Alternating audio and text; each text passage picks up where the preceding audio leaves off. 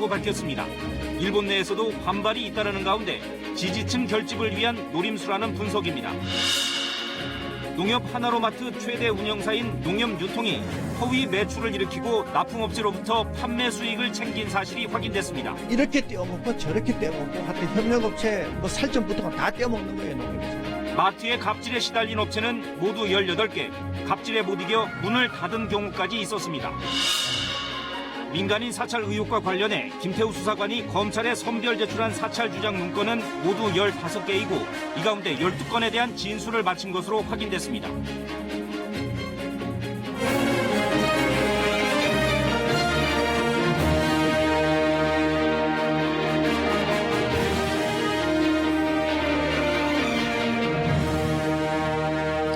여러분 안녕하십니까? 일요일 밤 9시 뉴스입니다. 얼마 전 청와대 행정관이 장성 인사 자료를 밖으로 들고 나갔다가 분실한 사실 전해드렸죠. KBS 취재 결과 이 행정관이 외부에서 만난 사람은 김용우 육군 참모총장이었던 것으로 확인됐습니다. 김 총장은 청와대 행정관이 먼저 만나자고 요청했다고 밝혔습니다. 첫 소식 유호윤 기자의 단독 보도입니다. 군 장성급 인사 자료를 분실한 청와대 인사수석실 정모 전 행정관. 회의를 위해 군 장성 인사 자료를 청와대 밖으로 들고 나갔다고 해명했습니다. KBS 취재 결과 당시 정 전 행정관이 만난 사람은 김용우 육군 참모총장이었습니다. 이들이 만난 장소는 국방부 근처의 한 카페. 만난 시간은 2017년 9월 토요일 오전입니다. 이 회의에는 정 전 행정관과 청와대 안보실에 파견된 육군 대령인 신모 전 행정관이 참석했습니다. 김 총장은 정 전 행정관이 육군 인사 선발 절차에 대해 설명을 듣고 싶다며 먼저 만남을 요청했다고 밝혔습니다. 실무자급에게도 확인할 수 있는 인사 선발 절차를 듣자며 청와대 행정관이 육군 최고 책임자를 불러냈다는 말입니다. 육군은 비공식 회의가 있기 전인 7월 후반기 장군 진급이 가능한 대상자 명단을 국방부에 넘겼습니다. 이들이 만난 9월은 장성급 인사 절차가 한창 진행되던 예민한 시기. 장성 진급 추천권을 가진 참모총장과 청와대 인사수석실 행정관이 사전에 비공식 회의를 가진 것에 적절성을 두고 논란이 예상됩니다. 청와대는 정 전 행정관이 의욕적으로 일을 하는 과정에서 군 인사 전반에 대한 파악이 필요해 육군 참모총장에게 관련 의견을 청취한 것이라고 해명했습니다. KBS 뉴스 유호윤입니다. 이상한 점은 또 있습니다. 장성 진급 대상자에 대한 검증 업무는 정 전 행정관의 고유 업무도 아니었습니다. 더구나 그 자리에 함께 있었던 또 다른 행정관은 본인 스스로가 진급 심사 대상이었습니다. 이어서 정세배 기자입니다. 김용우 육군 참모총장은 문제가 된 비공식 회의에서 장성 인사에 대한 논의는 하지 않았다고 밝혔습니다. 하지만 이 자리를 주선하고 함께한 청와대 국가안보실 소속 신모 전 행정관의 말은 달랐습니다. 심 전 행정관은 당시 인사자료를 가지고 의견을 교환한 뒤 헤어졌다며 이후 정 전 행정관이 자료가 든 가방을 잃어버렸다고 말했습니다. 이상한 점은 또 있습니다. 인사수석실 정 전 행정관이 참모총장을 못 만날 건 없지만 주로 대령급 인사가 업무상 주협의 대상이었다는 게 군 안팎의 설명입니다. 더욱이 정 전 행정관과 동행한 신모 행정관은 군 파견 인사로 본인도 차후에 있을 준장 진급 대상에 포함돼 있는 상황이었습니다. 심 전 행정관은 같은 해 12월에 진급했습니다. 그날 모임은 휴일에 청와대도 국방부도 아닌 카페에서 육군 참모총장과 청와대 인사수석실 행정관, 군에서 청와대에 파견한 행정관 사이에 이뤄졌고 이 과정에서 비공식 자료라고는 하지만 신상 정보가 담긴 중대한 인사자료가 분실된 셈입니다. 군 고위 관계자는 청와대의 인사검증은 민정수석실에서 담당하며 인사수석실에서는 개입하지 않는다라고 설명했습니다. 김 총장은 앞서 지난해 국정감사에서 군의 인사에 대한 청와대의 개입은 없다고 말했습니다. 승진 인사와 관련돼서 총장님이 합니까? 청와대가 합니까? 제가 추천권을 행사합니다. 이에 대해 청와대는 당일 심 전 행정관의 참석 여부를 알지 못했다고 밝혔습니다. 심 전 행정관 역시 당시 본인의 인사와 관련한 논의나 언급은 결코 없었다고 설명했습니다. KBS 뉴스 정세배입니다. 강제징용 피해자들이 일본 기업에 자산 압류를 신청한 것에 대해 아베 일본 총리가 매우 유감이라면서 대응 조치를 언급하고 나섰습니다. 도쿄를 연결합니다. 다시아 특파원, 아베 총리의 발언이 구체적으로 어떤 내용입니까? 예, 오늘 오전 방송된 NHK 유료 토론에서 문제의 발언이 나왔습니다. 유료 토론에는 여야 당수 9명이 나와서 국내 주요 현안에 대한 의견을 밝혔습니다. 아베 총리는 집권 자민당 총재 자격으로 참석했는데요. 강제징용 피해자들이 지난해 말 일본 측 기업에 자산 압류를 신청한 사실이 의제로 올랐습니다. 아베 총리는 압류를 향한 움직임은 매우 유감이다. 정부로서는 심각하게 받아들이고 있다고 밝혔습니다. 특히 징용 피해자라는 표현 대신 한반도 출신 노동자라는 표현을 고집했습니다. 소송의 원고 측은 자발적인 임금 노동자였다. 따라서 배상도 필요 없다. 이러한 굴곡진 인식을 그대로 드러낸 겁니다. 네. 압류 추진에 대해서도 구체적 조치를 검토하겠다고 밝혔다고요? 예, 일본 언론은 이 구체적 조치에 대해 국제사법재판소 제소가 포함된 것으로 분석하고 있습니다. 아베 총리는 저번 판결, 즉 한국 대법원의 판결이 국제법에 비춰 있을 수 없는 것이라고 주장했습니다. 국제법의 근거에 의연한 대응을 취하기 위해 구체적 조치에 대한 검토를 관계 부처에 지시했다고 밝혔습니다. 1965년 한일 청구권 협정으로 배상 문제가 완전히 최종적으로 해결됐다는 주장도 되풀이했습니다. 물론 이는 일본 내에서도 반박이 잇따르는 일방적 주장입니다. 네. 신년사나 신년회견을 보면 아베 총리가 발언을 좀 자제하나 싶었는데 그렇지 않은 모양이군요. 예, 영악하다고 해야 할지 의문스럽다고 해야 할지는 모르겠지만 새해 들어 그런 양상이 더욱 뚜렷해지고 있습니다. 신사참배 또는 신년 성려 뒤에 가진 기자회견에선 의뢰 개헌 의지나 러일 평화 조약 문제 등을 주로 언급했습니다. 그러나 특정 매체와의 대담이나 토론회에선 오늘처럼 자극적인 발언을 서슴지 않고 있습니다. 지지층 결집을 위해서 이웃 나라와의 갈등을 교묘히 부추기고 있다는 지적이 나오는 이유입니다. 지금까지 도쿄에서 전해드렸습니다. 아베 총리가 불씨를 던진 한일 초계기 갈등은 이제 국제 여론전으로까지 번지는 모양새입니다. 온라인상에서 공방이 확산되고 있습니다. 우리 국방부는 당시 영상을 한국어 외에 영어, 일본어, 중국어 등 8개 국어로 만들어 배포할 방침입니다. 윤진 기자가 보도합니다. 우리 국방부의 입장을 담은 초계기 사건 동영상은 공개 이틀 만에 조회수 160만 건을 넘어섰습니다. 영어로 제작된 영상도 하루 만에 조회수가 40만 건을 넘을 정도로 큰 관심을 받고 있습니다. 댓글도 수만 건이 달렸는데 특히 일본 네티즌들이 국방부 설명을 비판하는 글을 대거 올리고 있습니다. 여기에 한국 네티즌들의 재반박이 이어지면서 치열한 설전이 벌어지고 있습니다. 국방부의 영상 공개 뒤에도 일본은 한국 해군이 일본 초계기를 향해 사격 통제 레이더를 가동했다는 주장을 굽히지 않았습니다. 海上自衛隊のですね、哨戒系の火器管制レーダーの照射についてはすでに防衛省からですね、公表している通りであります。 초계기가 오히려 위협적 근접 비행과 초저고도 비행을 했다는 지적에 대해선 이렇다 할 반박 논리를 제시하지 않은 상태입니다.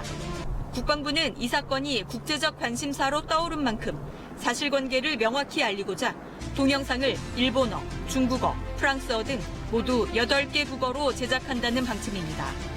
먼저 완성되는 언어부터 순차적으로 유튜브에 게시될 예정인데 전 세계 네티즌들이 공방에 가세할 것으로 보입니다.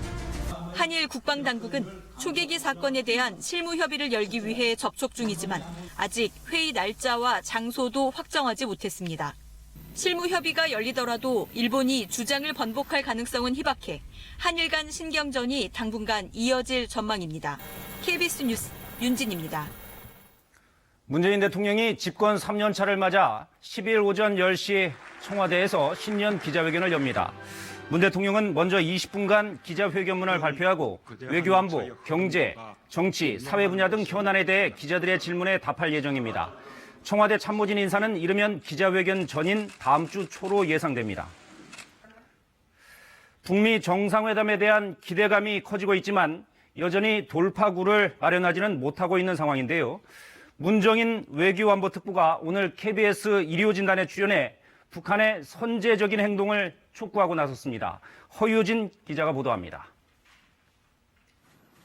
지난해 6월 첫 북미 정상회담이 열렸지만 아직까지 구체적인 비핵화 일정표도 대북 제재 해제를 포함한 상응 조치 논의도 진전되지 못한 상태. 다양한 물밑 접촉을 병행해 서로 상대방이 무엇을 원하는지 이미 명확히 알고 있지만 교착 상태는 여전합니다. 비핵화를 견인하기 위해 과감히 군사적 긴장 해소에 나섰던 우리 정부의 입장도 어렵긴 마찬가지입니다. 이런 가운데 문정인 대통령 외교안보 특보는 오늘 KBS에 출연해 북한의 선제적이고 과감한 조치를 촉구했습니다. 이젠 행동 대 행동으로 나와야 되는데 여기서는 북한이 더 선제적 행동을 보여줘야 돼요. 그래야 트럼프 대통령도 명분이 서고 그거에 대해서 화답을 할 수 있는 건데요. 지금 이대로 가면 상당히 어려움이 좀 있습니다. 동창리 미사일 실험장과 영변 핵시설이 북미 교착 상태를 깨는 결정적 단서를 제공할 수 있다며 검증의 중요성도 강조했습니다. 동창리 그 검증팀 전문가들 부르는 문제를 빨리 행동으로 보여주고 검증 가능한 영변 핵시설이 영구폐기라고 하는 걸 분명히 얘기해주고 그거에 대한 실천적 조치를 취하게 되면은 저는 미국이 분명히 화답하리라고 봐요. 문 특보는 또 김정은 국무위원장의 신년사는 비핵화와 제재 해제의 동시교환 원칙을 강조한 것으로 본다고 밝혔습니다.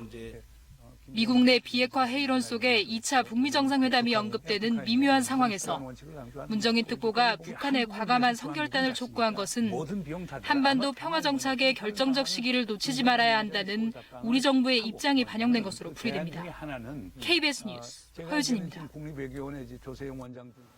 자동차 사고가 나면 수리를 하더라도 중고차 시장에서의 가치가 하락하죠. 이걸 경락손해라고 하는데요. 흔히 자동차 보험을 통해 보상받을 거라 생각하지만 이런저런 조건이 붙어 경락손해보험금을 받기가 쉽지 않습니다. 이와 관련해 대법원은 자동차의 주요 골격 부위가 파손되는 경우 사고 경위와 자동차 연식, 주행거리, 또 수리비 등을 종합적으로 판단해야 한다고 밝혔는데요. 금융감독원도 보험약관 개정에 나섰지만 여전히 법원 판결에도 못 미치는 수준입니다. 황경주 기자입니다. 이석주 씨는 지난해 11월 운전을 하다 뒷차에 들이받치면서 수리비로 200만 원이 들었습니다. 작은 사고가 아니다 보니 중고차 시장에서 차값이 떨어질 게 뻔해 보험사에 이에 대한 보상을 요구했습니다. 하지만 거절당했습니다. 출시한 지 2년을 넘긴 차라 약관상 보장 의무가 없으니 소송을 걸라는 거였습니다. 소송을 해서 그 판시가 나오면 판시 결과대로 보상을 해주겠다라고 얘기를 하더라고요. 그게 더 솔직히 기분이 나빴습니다. 중고차 가격 하락 보상에 보험사들이 이렇게 소극적인 건 빡빡한 약관 때문입니다. 출시 2년 이내에 차여야 하고 수리비가 차 시세의 20% 넘게 나왔을 때만 보상을 해주도록 돼 있습니다. 사고를 당한 차주로서는 불만일 수밖에 없고 보험사에는 해마다 수십 건씩 관련 민원이 쌓이고 있습니다. 결국 금융감독원은 보상 범위를 넓히는 방안을 추진하고 있습니다. 수리비 기준은 그대로 두는 대신 출시 5년 이내 차량까지 보상 대상을 확대하는 방안입니다. 보험금도 현재 수리비의 최대 15%에서 20%로 높이는 방안을 검토 중입니다. 하지만 엔진 등 주요 부품을 수리했을 때는 출시 시점과 상관없이 모두 보상하라는 대법원 판례도 있어 출시 5년 기준을 일괄 적용하는 건 여전히 미흡하다는 지적입니다. 기본적으로 5년으로 하고 그리고 그 반파 이상이라든가 그런 경우에는 5년이 지난 경우에도 인정해 줄 것이 타당할 것 같습니다. 금감원은 중고차값 하락 관련 보상 기준을 오는 3월까지는 확정할 계획입니다. KBS 뉴스 황경주입니다. 농협 하나로마트를 운영하는 사업자 가운데 가장 규모가 큰 농협유통이 지난 몇 년간 납품업체에 갑질을 한 사실이 드러났습니다. 실적을 올리기 위해 가짜 매출을 기록한 뒤 납품업체로부터 수수료를 챙기고 업체에서 직원까지 데려다 일을 시키기도 했습니다. 박대기 기자가 보도합니다. 농협유통이 하나로마트에 8년 동안 수산물을 납품했던 김모 씨. 명절 때면 납품하지도 않은 물건을 납품한 것으로 처리하라고 강요받았다고 말합니다. 지점들이 실적을 올리기 위해서였는데 납품 물량을 부풀린 뒤 이 물량이 팔렸을 때의 수익만큼을 납품업자로부터 챙겨간 겁니다. 명절이 되면은 할당이 다 내려가요. 1,000억을 팔았으면 원래는 1,200을 팔으라고 자기네들 성과금 받고 진급하고 좋은 자리에 가기 위한 재료로 쓴 거예요. 농협유통의 갑질은 이뿐이 아닙니다. 판매 직원 47명을 채용해 마트로 파견해줘야 했습니다. 임금을 대는 건 당연했습니다. 이런 부담 때문에 한때 100여 명이 일했던 납품업체는 결국 문을 닫았다고 호소합니다. 이렇게 떼어먹고 저렇게 떼어먹고 하여튼 협력업체 뭐 살점부터가 다 떼어먹는 거예요, 농협에서. 이런 농협 유통이 갑질에 최근 7년간 시달린 업체는 모두 18개, 4,400여 건, 1억 2천만 원어치 물건을 특별한 이유 없이 돌려받아야 하기도 했습니다. 객관적인 자료를 구비하지 않은 채 명절 등 특정 기간에 집중적으로 판매되는 상품이라는 이유로 반품을 했습니다. 공정위는 농협 유통에 과징금 4억 5천만 원을 부과했습니다. 납품업체 관계자들은 유통업계 전반에 이 같은 부당 관행이 퍼져 있다며 납품을 그만두기 전에는 신고가 현실적으로 불가능하다고 말합니다. KBS 뉴스 박대기입니다. 청와대 민간인 사찰 의혹과 관련한 검찰 수사가 속도를 내고 있습니다. 김태우 수사관이 검찰에 선별 제출한 민간인 사찰 주장 문건은 15건이며 이 사찰에는 윗선의 지시가 있었다고 진술한 것으로 알려졌습니다. 김용준 기자가 보도합니다. 지난 3일 검찰에 출석한 김태우 수사관. 1년 반 동안 열심히 근무하였지만 이러한 문제의식에 대해서 오랫동안 생각하여 왔고 이번에 이 일을 계기로 언론에 폭로를 하게 되었습니다. 김 수사관은 이날 자신이 작성한 민간인 사찰 주장 문건을 검찰에 제출했습니다. 전 총리 아들의 비트코인 관련 사업을 포함해 조선일보 취재 동향, 최경환 전 기재부 장관 비위 동향 보고 등 모두 15건입니다. 김 수사관 측은 2차례 소환 조사에서 이 중 12건에 대한 진술을 마쳤다고 밝혔습니다. 김 수사관은 검찰 조사에서 자신이 주장하는 민간인 사찰에 윗선의 지시가 있었다고 진술한 것으로 알려졌습니다. 박형철 비서관 등이 감찰 테마를 정해주거나 이인걸 당시 특감반장에게 텔레그램으로 사안을 보고하면 해도 좋다는 메시지를 보냈다는 겁니다. 김 수사관 측은 내일로 예정된 조사에서 나머지 3건을 조사받을 것이라며 수사가 빠른 속도로 진행되고 있다고 전했습니다.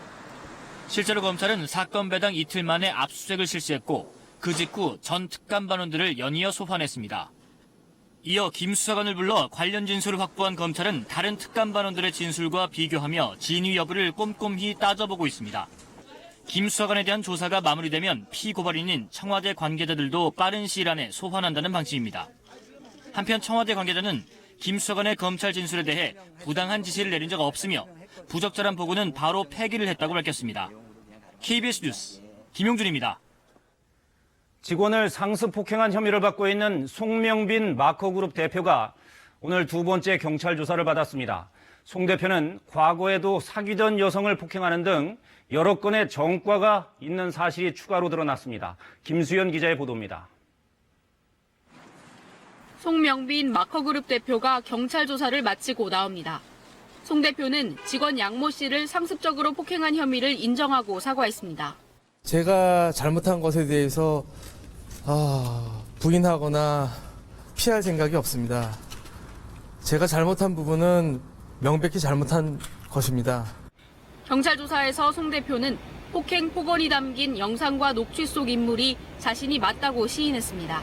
하지만 양 씨의 주장처럼 쇠파이프, 강목 등 도구를 이용해 때리지는 않았다고 진술했습니다. 또 양 씨의 고소 배경에는 다른 의도가 있다고 주장했습니다. 회사 경영 전반을 책임지던 양 씨가 자신의 횡령 배임을 감추려고 폭행과 폭언을 유도했다는 겁니다.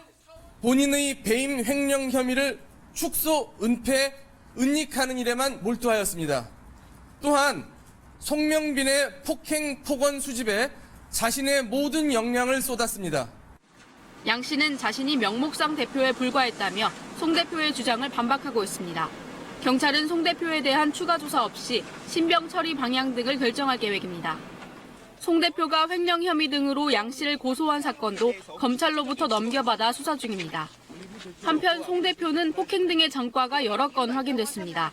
15년 전 사귀던 여성과 결혼 문제로 다투다 폭행을 저질렀고 안 갚은 목적으로 허위 고소를 했다 무고죄가 인정돼 벌금형을 선고받았습니다. KBS 뉴스 김수연입니다.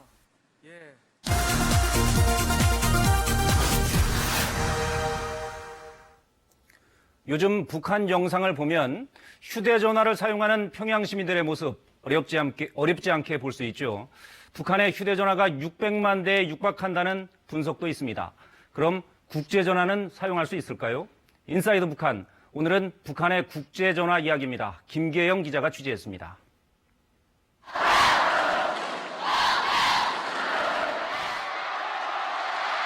평양에서 열린 국제 유소년 축구대회. 경기장을 에워싼 듯 들어선 광고판에 전화번호가 적혀 있습니다. 중국에서 북한의 국가번호 850을 누르고 전화를 걸었습니다. 신호는 가지만 연결되지 않습니다. 지금 찾고 있는 그런 번호는 없습니다. 번호를 다시 알아봐 주십시오. 다른 광고판에 있는 번호로도 전화했지만 같은 대답입니다. 지금 찾고 있는 그런 번호는 없습니다. 해외에서 북한으로 전화를 하는 또 다른 방법은 교환원을 통해 연결하는 겁니다. 안녕하십니까, 승냥입니다. 안녕하십니까. 메아리 식료 가공 사업소 돌려주십시오. 전화번호 주십시오. 762-0563입니다. 그런 번호는 없습니다. 번호 정확히 알아가지고 나오십시오. 다른 광고판 번호도 사정은 마찬가지. 없는 번호라고 대답합니다. 평양 전화번호인데 없는 번호라고 말하는 것은 국제전화 불가 번호라는 의미라는 게 탈북민들의 설명입니다. 북한은 국내 전화망과 국제망을 완전히 분리해 운영합니다. 국제전화는 해외 업무를 취급하는 곳만 1개 회선 정도 설치되어 있습니다. 고려항공처럼 해외 업무를 하는 곳은 국제전화가 연결됩니다. 안녕하십니까, 평양입니다. 네, 8108 고려항공 부탁합니다. 어디십니까, 거기가? 베이징입니다. 잠깐 기다리십시오. 예, 안녕하십니까. 안녕하십니까. 고려항공이죠? 고려항공에 비행기 예약을 하려면 베이징에 나가 있는 우리 대표부하고 연계하십시오. 평양에 있는 양각도 호텔은 직접 국제통화가 가능한 곳입니다. 양각도 호텔이죠? 예, 선생님, 속세 연결하니 거기 말씀해 주십시오. 네, 안녕하세요. 저는 한국의 기자인데요. 예. 제가 만약에 양각도 호텔을 예약하려면 지금 어떻게 예약을 하면 되죠? 아니, 글쎄, 그거는 해당 절차를 밟아야 됩니다. 손전화로 불리는 휴대전화는 600만 대나 개통됐지만 일반 북한 주민들에게 국제전화 사용은 여간 어려운 일이 아닙니다. 국제전화를 하려면 일단 각 시도에 있는 최신청에서 신청을 해야 하고 기록도 남기기 때문입니다. 다만 북한 내 국제전화 이용 건수가 소폭이나마 늘어나고 있다는 것은 주목되는 점입니다. 북중 접경에서 KBS 뉴스 김계영입니다.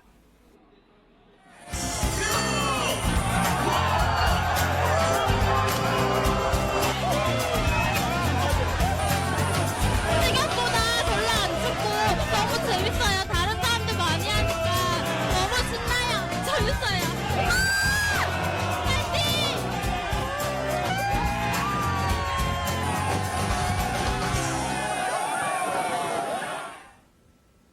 오늘 아침 평소와는 다른 태양의 모습 혹시 보셨나요? 달이 해 일부를 가리는 부분일식 현상이 국내에서 3년 만에 관측됐는데요.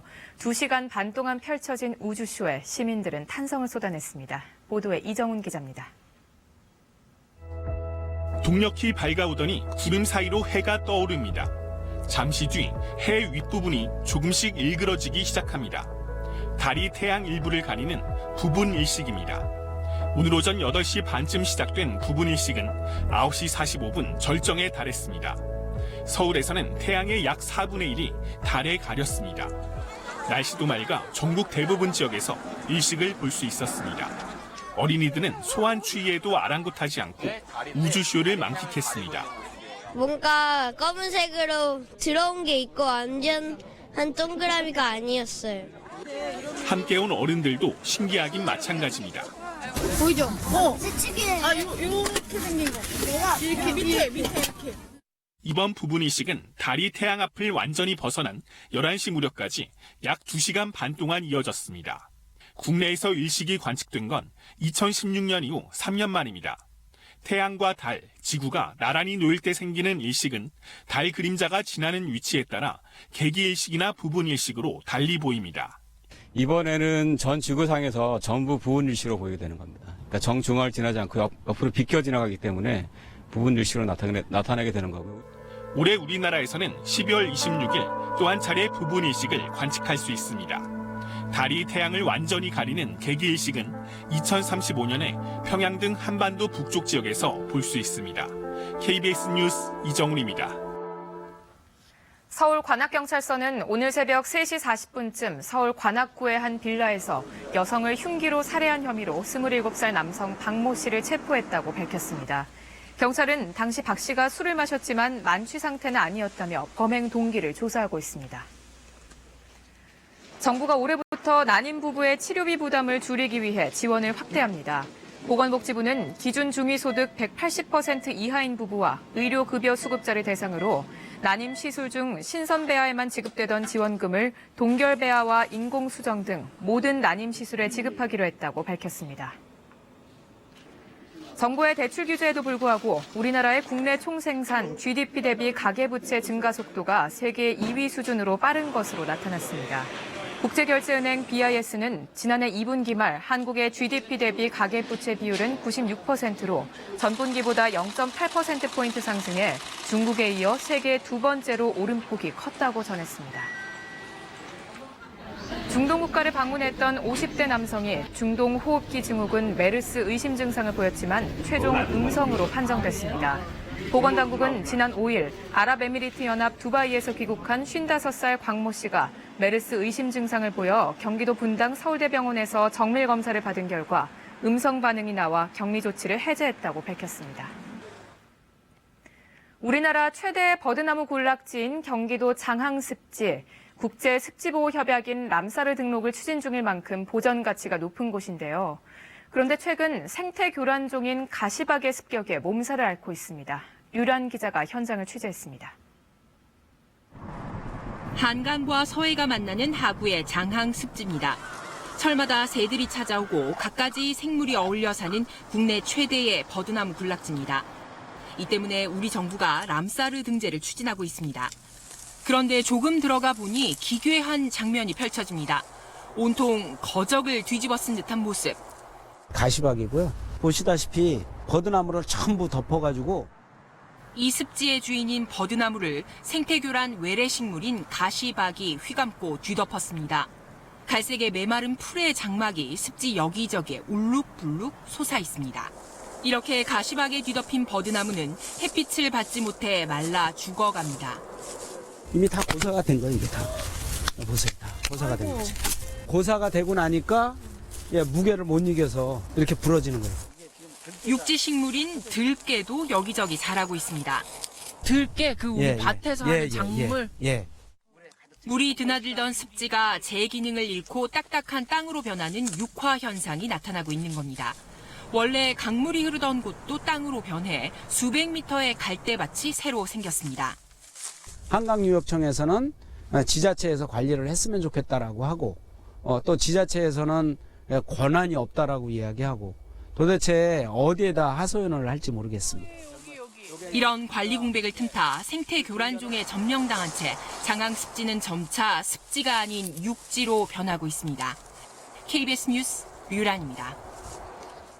네, 다가오는 한 주 어떤 뉴스들이 있을까요? 다음 주 브리핑입니다. 먼저 가장 관심을 끄는 소식이죠. 사법농단 의혹의 정점, 양승태 전 대법원장이 검찰 포토라인에 섭니다. 11일 금요일입니다. 전 대법원장이 피의자 신분으로 검찰 조사를 받는 건 헌정 사상 처음입니다. 구속영장 청구로까지 이어질지도 지켜볼 대목입니다. 다음은 문재인 대통령이 다음 주 청와대 참모진 개편에 나섭니다. 임종석 비서실장 후임으론 친문 좌장격인 노영민 주중대사가 유력하게 꼽히고 있죠. 집권 3년차 국정 동력을 끌어올릴 수 있는 인적 쇄신으로 평가받을 수 있을까요? 지켜보시죠. 미국과 중국이 내일 무역 협상을 재개합니다. 90일간 이른바 휴전에 합의한 이후 처음 열리는 대면 협상인데요. 무역 전쟁의 해법을 찾을 수 있을지 세계의 관심이 집중돼 있습니다. 마지막으로 최저임금 결정구조 개편안 초안이 내일 나옵니다.